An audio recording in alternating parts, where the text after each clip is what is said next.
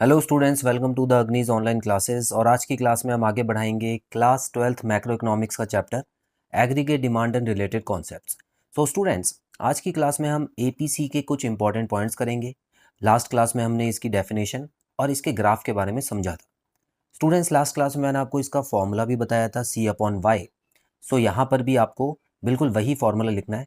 और स्टूडेंट्स, आपको एक चीज़ बता दूँ, बहुत ही इम्पॉर्टेंट चीज़ है। याद रखिएगा कि अगर आप ये वाला जो फ्रैक्शन है उसको हमेशा दिमाग में रखें और फिर एपीसी के बारे में सोचें तो पूरा कॉन्सेप्ट आपको ऐसे के ऐसे ही क्लियर हो जाएगा। एक मैजिक की तरह होगा यहाँ पर। क्लियर है? अब मैं आपको बताता हूँ कैसे। याद है आपको कि टेबल जब हम बनाते थे वाई और सी का, तो वाई को ज़ीरो कर सकते थे क्योंकि इनकम ज़ीरो हो सकती थी। उसके बाद 100, 200 इस तरह से होता था। लेकिन क्या कंजम्पशन ज़ीरो होता था? नहीं, ये हमेशा 40 से शुरू होता था और उसके बाद इसमें 80 के अराउंड हम प्लस करते रहते थे, तो इस तरह से होता था। अगर ये चीज़ आपके दिमाग में है और ये फ्रैक्शन आपके दिमाग में है स्टूडेंट्स, तो ये जो आने वाला टॉपिक है ना, वो बड़ा ही सिंपल है। फुल कॉन्सेप्ट क्लियर कर दूंगा C/Y वाला। ठीक है?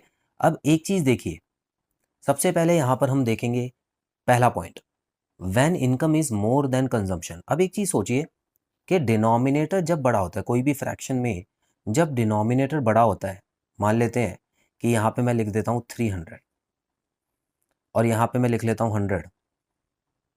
ठीक है? डिनोमिनेटर बड़ा है ना, तो आंसर क्या आएगा? आंसर आएगा 0.33। तो क्या ये आंसर 1 से छोटा है ना? 1 से छोटा है ना ये आंसर? तो ये लो, तो मैथ्स अपनी लेके आनी है यहाँ पे। तो ये सारी चीज़ें दिमाग में कर लेना।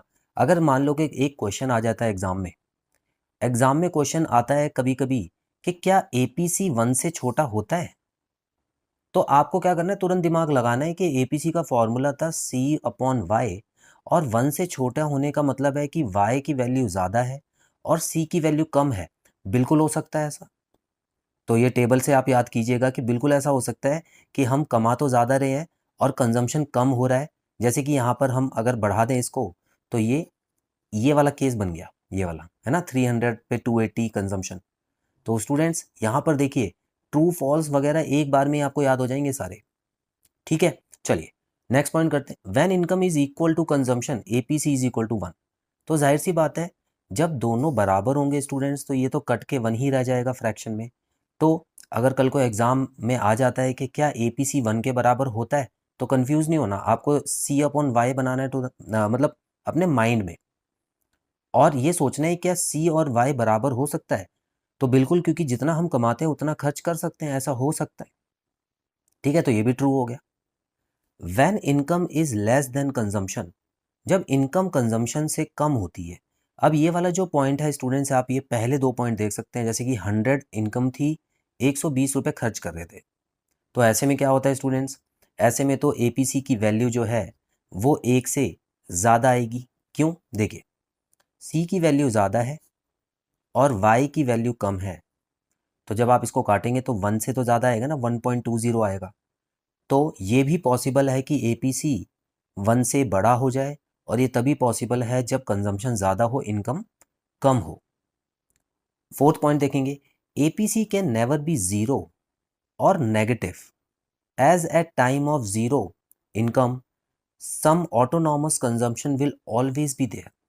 क्या ये बात सही है स्टूडेंट्स? क्या एपीसी कभी ज़ीरो हो सकता है? अब देखिए, एग्जाम में आ जाता है 1 नंबर का क्वेश्चन, बताइए एपीसी ज़ीरो हो सकता है नहीं?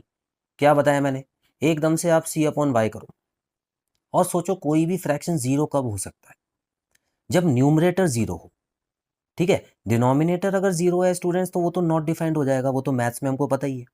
लेकिन अगर हमको ये सोचना है कि एपीसी ज़ीरो हो सकता है या नहीं हो सकता, आपको क्या करना है, न्यूमरेटर को ज़ीरो लेना है और वाई को कुछ भी ले लो, 100, 200, 300। ठीक है? अब एक चीज़ देखिए, क्या 100 इनकम पर हमारा कंजम्पशन ज़ीरो था? कंजम्पशन कभी ज़ीरो हो सकता है? नहीं हो सकता, क्योंकि ऑटोनॉमस कंजम्पशन के बारे में हमने पढ़ा हुआ है।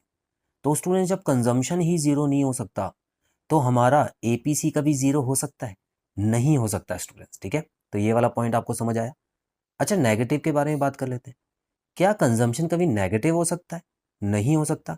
नेगेटिव तो तभी होगा ना, जब मतलब कंजम्पशन कब नेगेटिव हो सकता है? तो स्टूडेंट्स यहाँ पे देखिए, कंजम्पशन हमेशा शुरू ही 40 से होता था।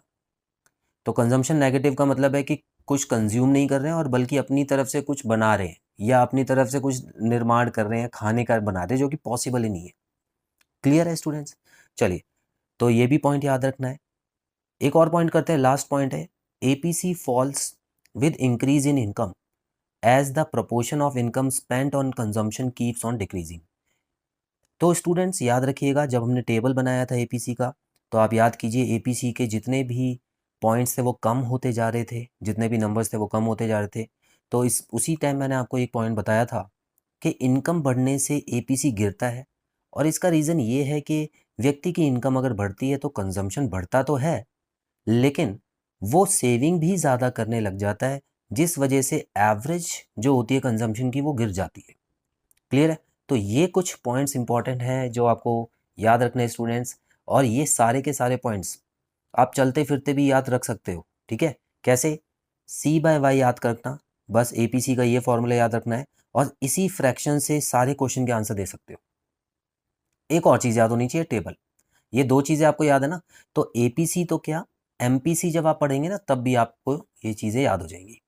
क्लियर है स्टूडेंट्स? तो आई होप आज की क्लास में आपको जो पढ़ाया समझ आया। बहुत जल्द मिलेंगे अगली क्लास में।